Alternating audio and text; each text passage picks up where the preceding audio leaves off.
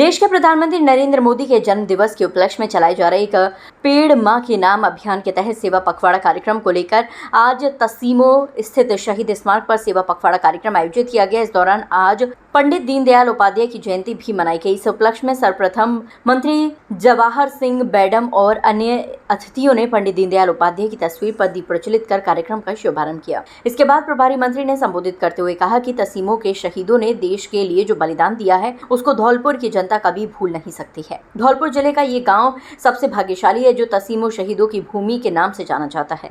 इसी दौरान भाजपा की ओर से जीएसटी उत्सव सहित अन्य मुद्दों पर भी बैडम ने खुलकर बोला। कार्यक्रम के तहत शहीद स्मारक पर पौधारोपण कार्यक्रम भी आयोजित किया गया।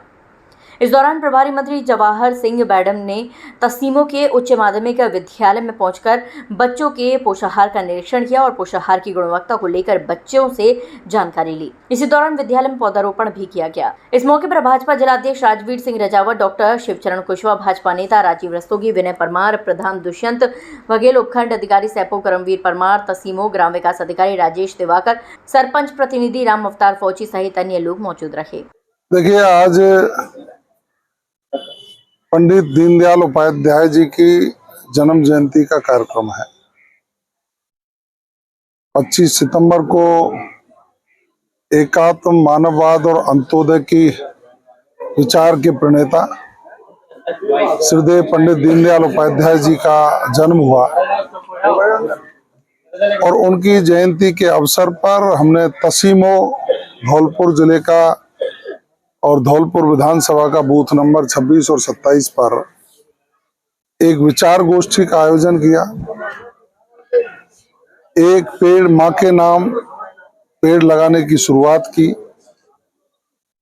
और जीएसटी बचत उत्सव लोगों को करों में राहत देकर देश के यशस्वी प्रधानमंत्री जी ने जो कीर्तिमान स्थापित किया है, आम जन को राहत देने का काम किया है, उस पर भी विचार हुआ।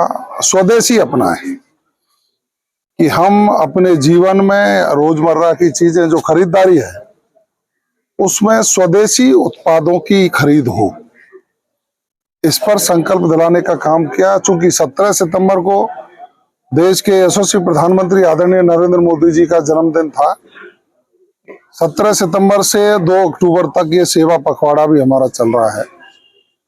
तो सेवा पखवाड़े में भी हम सामाजिक सरोकार के विषयों को लेकर के समाज में जागृति लाने का काम करें। इसको भारतीय जनता पार्टी का प्रत्येक कार्यकर्ता कर रहा है।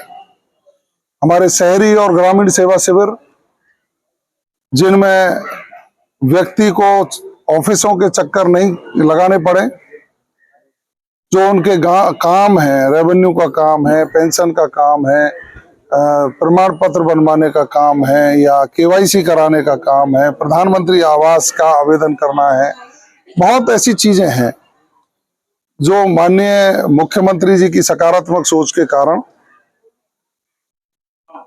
अब सरकार गांव में जाकर जरूरतमंद व्यक्ति की बात को सुनकर वही समाधान कर रही है। ये कार्यक्रम भी हमारा चल रहा है।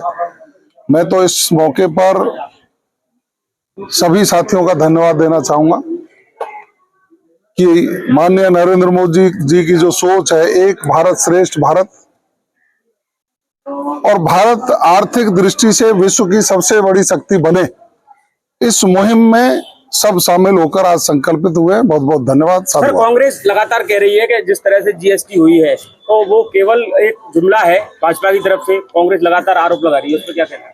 देखिए, कांग्रेस अब जनता में अप्रासंगिक हो गई है। उनके पास ना कोई मुद्दा है, ना कोई विचार है, ना कोई उनके पास सोच है। लोगों को गुमराह करने का उनके पास एक काम है।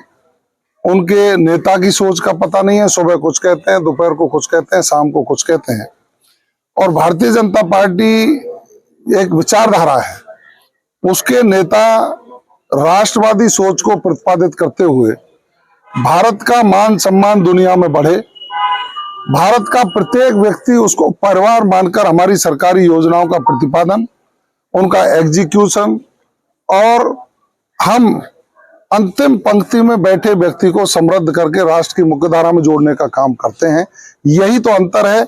हमारा संकल्प है, हर भारतवासी हमारा परिवारजन है, कांग्रेस का संकल्प है कि भारत के लोगों को गुमराह करके विदेशी ताकतों के नीचे कैसे झुकाने का काम करें, और भारतीय जनता पार्टी का संकल्प है कि भारत के सामने दुनिया नतमस्तक हो और भारत का सम्मान